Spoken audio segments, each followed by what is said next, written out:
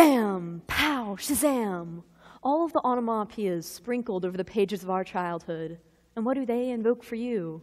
Do images of Saturday morning cartoons fill your head like they do mine? The superheroes who would fly across the screen and almost seem to fly out of them, who would have troubles that they would always solve in just a nick of time. The amazingly smart and strong champions of justice, goodwill, humility, and all that other stuff that I honestly could have cared less about as a 7-year-old. These were the images that filled my mind. And as I grew, my love for superheroes evolved from cartoons to toys to trading cards, and finally settled on comic books. This was around the time when the Iron Man movies were starting to gain popularity, so I was overjoyed at the sheer amount of stuff that there was for me to consume. For the last few years, I have loyally watched all the movies and read the arcs in the comic books they corresponded with. I would squeal like a dying whale in the theaters when I caught references that I smugly assumed most people missed. Superheroes are so seeped into our culture that escaping the giantess, elongated spider, and infamous bat seems to be impossible. And as a comic book fan, I love this. I love how the superhero craze allows movies to be created from the talents I have known since I was little. I love how every Barnes & Noble that I have been in within the last 5 years has had a comic book section. I love the merch and the posters. I love how I'll now overhear conversations about these heroes because liking them is no longer uncool. I love this regenerated era of superheroes. With these heroes whom I so dearly love, I can find facets of myself reflected across the best parts of humanity.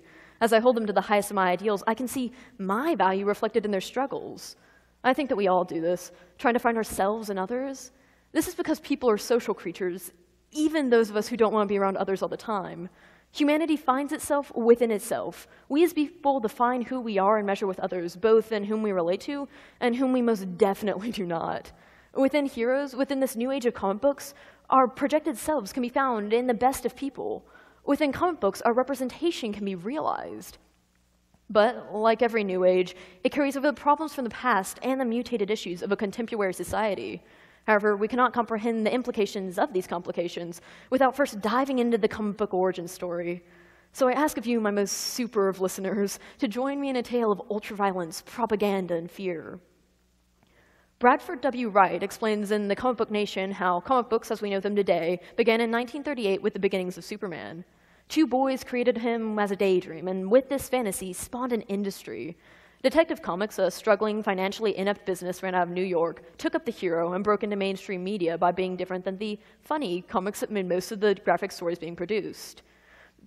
And Batman soon followed, born into the gritty desire to be edgy and bad through creating a sleuth of the night. Many more soon popped up, and it was no time at all before the American youth was captivated. But here's where the problems began to arise. Travis Langley, in his book Batman and Psychology, explains how people thought that violence was on the rise in the 1950s. A committee was even formed to root out the cause of this new ultraviolence, especially among the American youth. The spotlight landed on comic books with Frederick Wertham's book, Seduction of the Innocent. It set blame solely on comic book shoulders, indicating that they were the cause of juvenile delinquency. How did he come to this conclusion? By interviewing youth about what they did. Since many of them read comic books, he concluded that they must be the single root of the problem. The fact that many of them went to the movies or played baseball or had missing parents, that didn't matter. His book was a success, so much of a success that he went before the Senate Subcommittee on Juvenile Delinquency and testified that they need to be censored for the public good. So much of a success that he won, and the Comic Code Authority was instituted.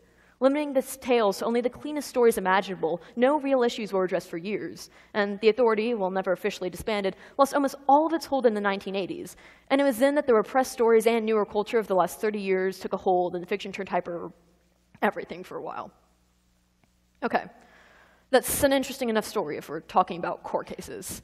I understand if it feels a bit distant and a bit dumb, but it's important to understand that history in order to see the reasons why these restrictions work and why they matter. Because the values of today are very different from the values of the 1950s. And it would not happen that way today, not for the same reasons and not for the same people. Yet, we look over to comic books, and what do we see?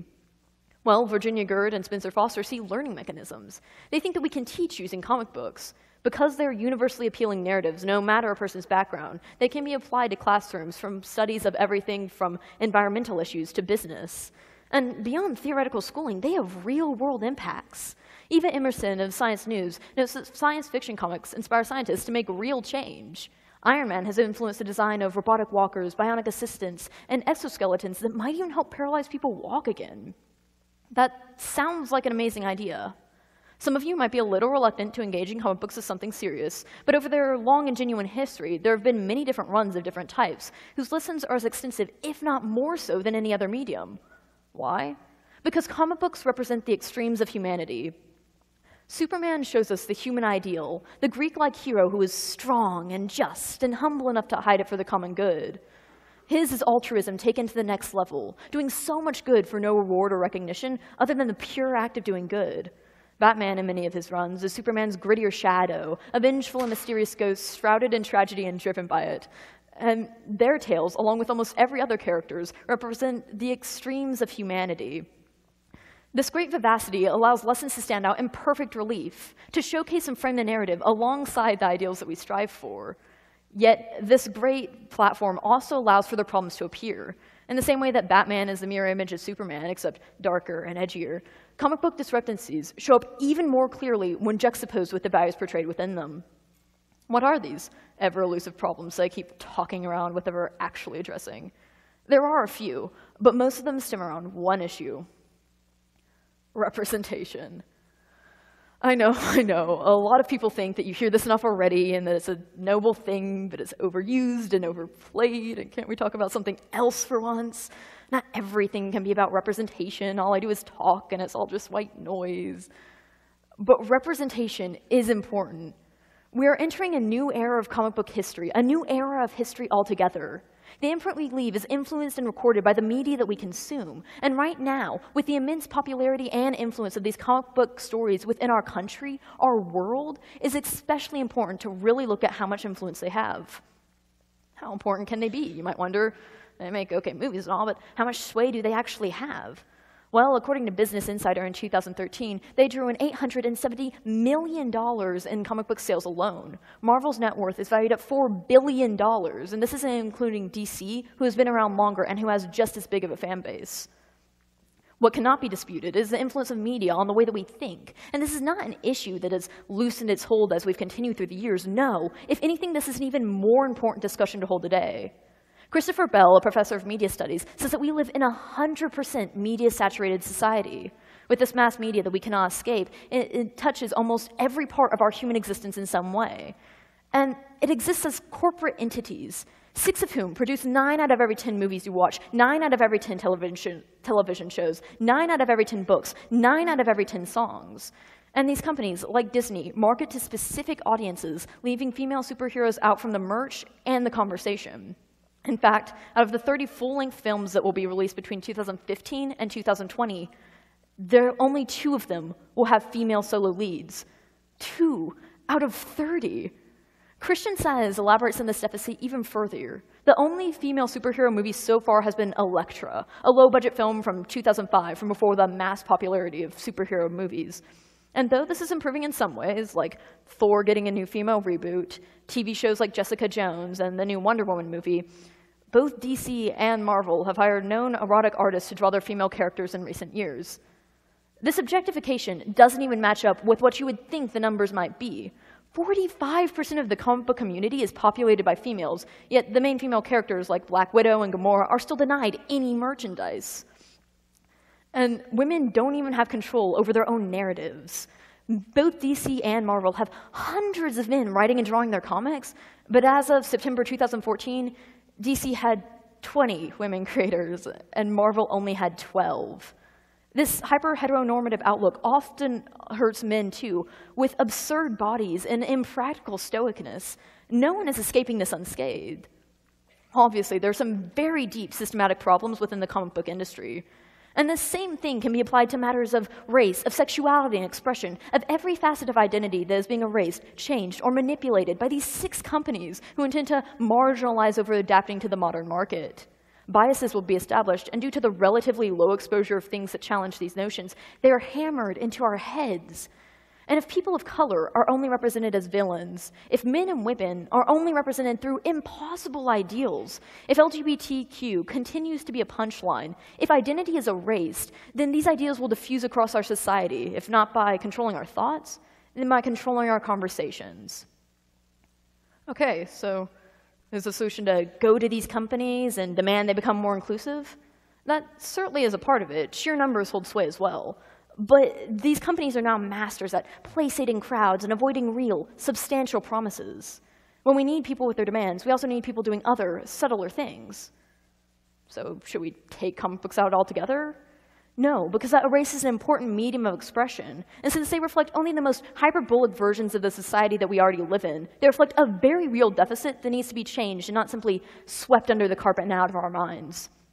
Then what am I advocating for? What is the purpose of this speech? Why am I even talking about this? I believe that what we need now more than ever is to be aware. I believe in the ideas about teaching. I believe that comic books can inspire new successes across many fields. I think that comic books represent a unique opportunity to bridge divides, especially now with more people than ever assimilating into comic book culture. We must, however, account for the problems, the representation that is missing or misconducted.